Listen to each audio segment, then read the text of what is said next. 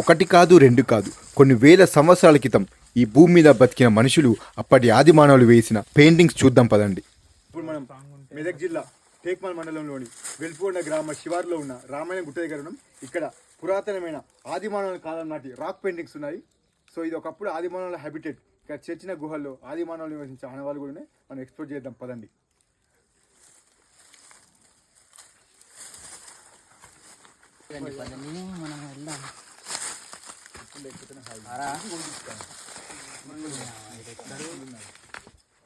So ఇక్కడ మీరు చూడొచ్చు, ఈ గుహలో ఆదిమాల నాటి పెయింటింగ్స్ కూడా ఉన్నాయి.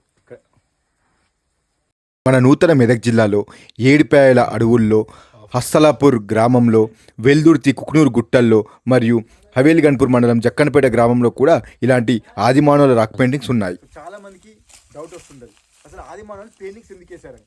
అప్పటి కాలం నాటి ఆదిమానవులు రోజు వేటాడే వాళ్ళు కాదు.